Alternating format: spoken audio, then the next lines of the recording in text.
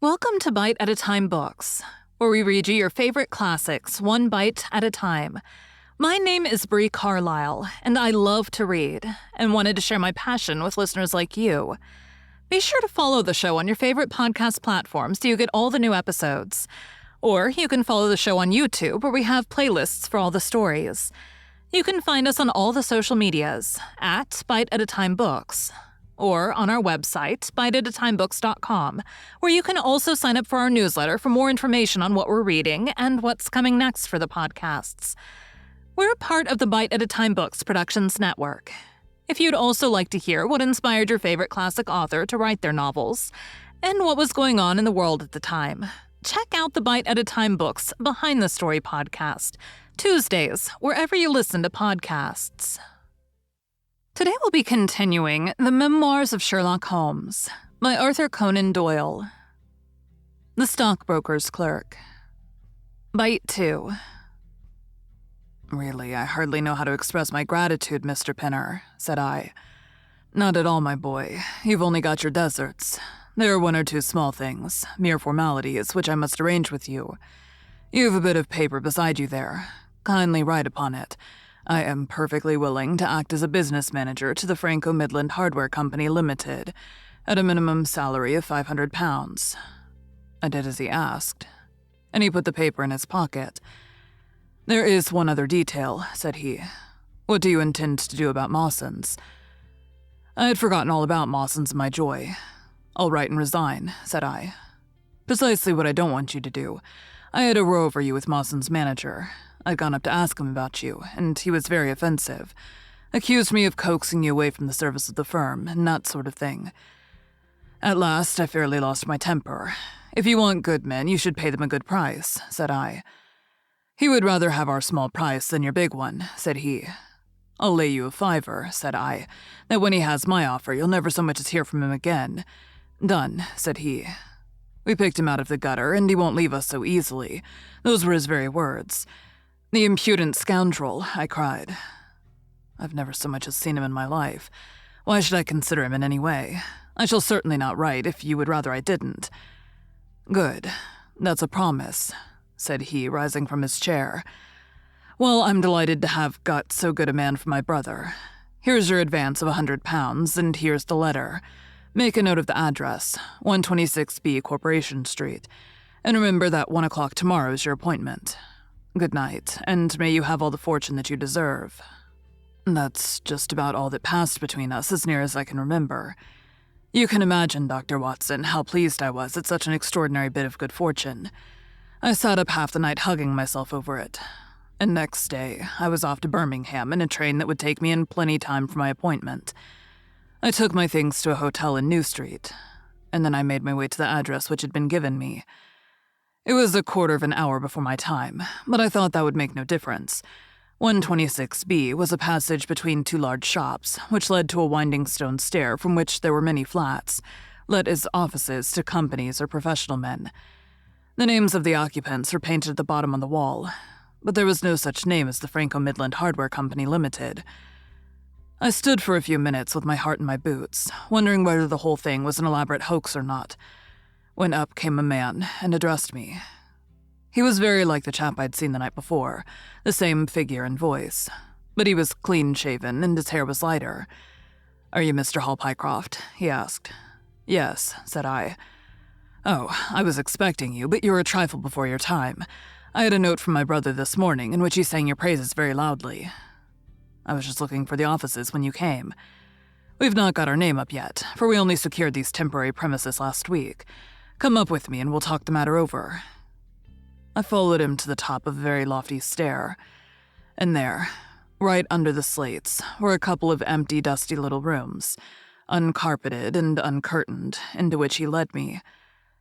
I had thought of a great office with shining tables and rows of clerks, such as I was used to, and I dare say I stared rather straight at the two deal chairs and one little table which, with a ledger and a waste-paper basket, made up the whole furniture. "Don't be disheartened, Mr. Pycroft," said my new acquaintance, seeing the length of my face.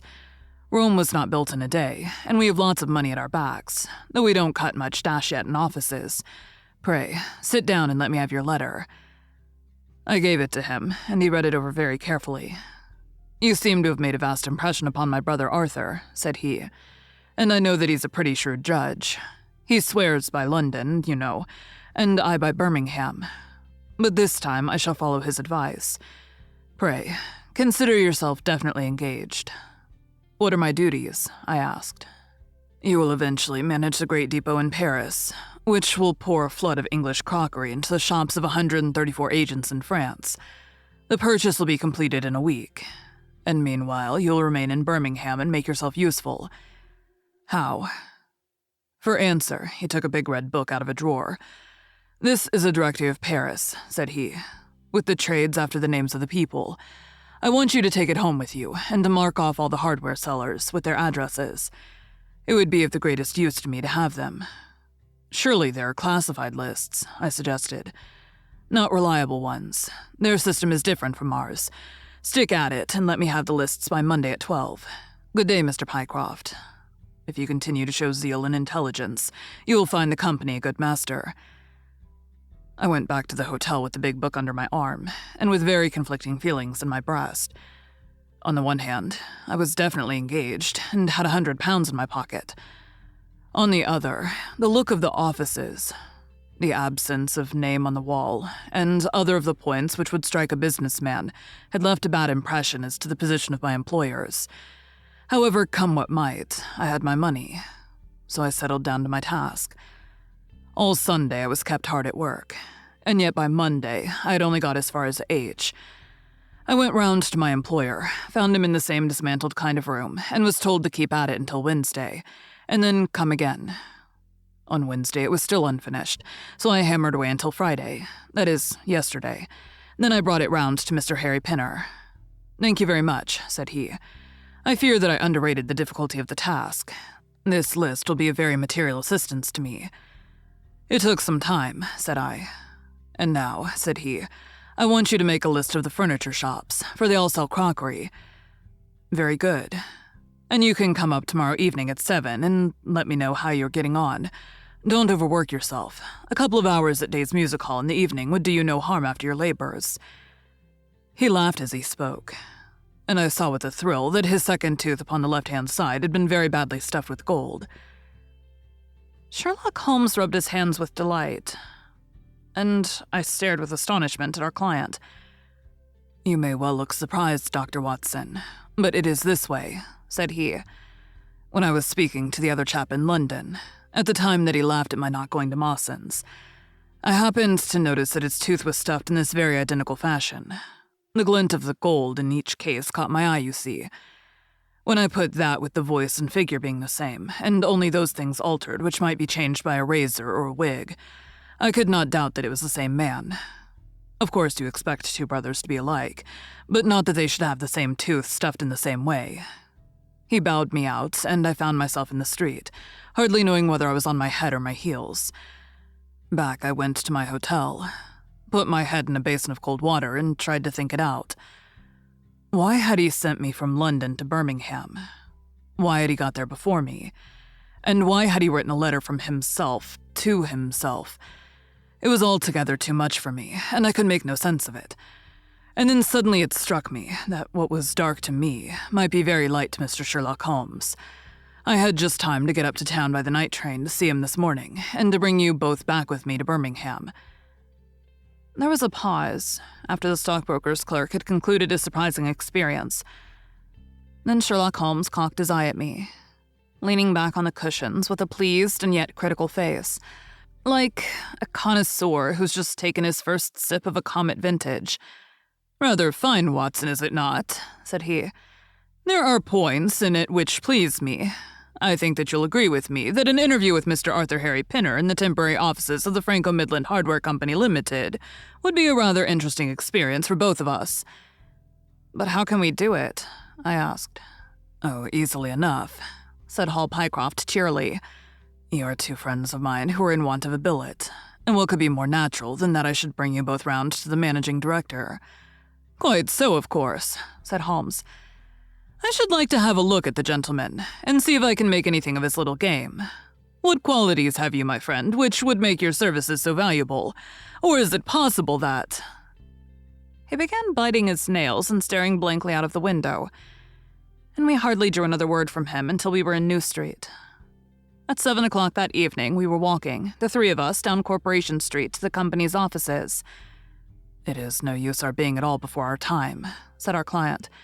"He only comes there to see me, apparently, for the place is deserted up to the very hour he names." "That is suggestive," remarked Holmes. "By Jove, I told you so," cried the clerk. "That's he walking ahead of us there." He pointed to a smallish, dark, well-dressed man who was bustling along the other side of the road. As we watched him, he looked across at a boy who was bawling out the latest edition of the evening paper, and running over among the cabs and buses, he bought one from him. Then, clutching it in his hand, he vanished through a doorway. "There he goes," cried Hall Pycroft. "These are the company's offices into which he has gone. Come with me and I'll fix it up as easily as possible." Following his lead, we ascended 5 stories until we found ourselves outside a half-opened door at which our client tapped. A voice within bade us enter, and we entered a bare, unfurnished room such as Hall Pycroft had described. At the single table sat the man whom we had seen in the street, with his evening papers spread out in front of him. And as he looked up at us, it seemed to me that I had never looked upon a face which bore such marks of grief and of something beyond grief, of a horror such as comes to few men in a lifetime. His brow glistened with perspiration. His cheeks were of the dull, dead white of a fish's belly, and his eyes were wild and staring. He looked at his clerk as though he failed to recognize him, and I could see by the astonishment depicted upon our conductor's face that this was by no means the usual appearance of his employer. "You look ill, Mr. Pinner," he exclaimed. "Yes, I'm not very well," answered the other, making obvious efforts to pull himself together and licking his dry lips before he spoke. "Who are these gentlemen whom you've brought with you?" "One is Mr. Harris of Bermondsey, and the other is Mr. Price of this town," said our clerk glibly. "They are friends of mine and gentlemen of experience, but they have been out of a place for some little time, and they hoped that perhaps you might find an opening for them in the company's employment." Very possibly," cried Mr. Pinner with a ghastly smile. "Yes, I have no doubt that we shall be able to do something for you. What is your particular line, Mr. Harris?" "I am an accountant," said Holmes. "Ah, yes, we shall want something of the sort. And you, Mr. Price?" "A clerk," said I. Thank you for joining Bite at a Time Books today, while we read a bite of one of your favorite classics. Again, my name is Bree Carlile, and I hope you join us tomorrow for the next bite of the Memoirs of Sherlock Holmes. If you enjoyed our show, be sure to follow us so you get all the new episodes. We would also love for you to drop us a rating on your favorite podcast platform. You can catch us on all the social medias at Bite at a Time Books, or check out our website, biteatatimebooks.com, where you can sign up for our newsletter. Our show is part of the Bite at a Time Books Productions Network. If you would also like to hear about the authors who write the books we read on the show, check out the Bite at a Time Books Behind the Story podcast, wherever you listen to podcasts, or on biteatatimebooksbehindthestory.com.